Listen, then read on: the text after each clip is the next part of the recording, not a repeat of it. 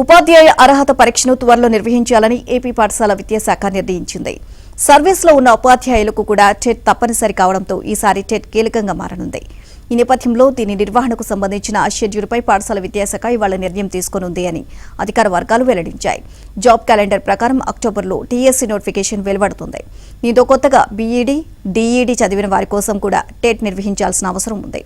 అయితే ఈసారి in service టీచర్లు కూడా టెట్ ని రాసేందుకు సిద్ధమవుతుండడం ప్రాధాన్యతను సంతరించుకుంది.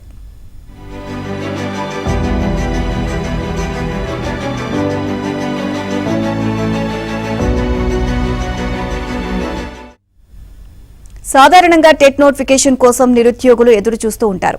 కానీ ఈసారి ఉపాధ్యాయులే దీనికోసం ఎదురు చూస్తున్నారు. గతేడాది సుప్రీంకోర్టు ఇచ్చిన కీలక తీర్పే ఇందుకు కారణం. టెట్ అర్హత లేకుండా ఉపాధ్యాయులుగా కొనసాగుతున్న వారంతా 2 ఏళ్లలో టెట్ రాసి అర్హత సాధించాలని సుప్రీంకోర్టు స్పష్టం చేసింది.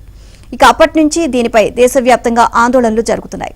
ఇటీవల దీనిపై ఓ రివ్యూ పిటిషన్ను విచారించిన సుప్రీం అర్హతకు మరో ఏడాది గడువు పెంచింది. కానీ మినహాయింపు మాత్రం ఇవ్వలేదు. కాగా ఏటా 2 సార్లు టెట్ నిర్వహించాలని సుప్రీంకోర్టు రాష్ట్రాలను ఆదేశించింది.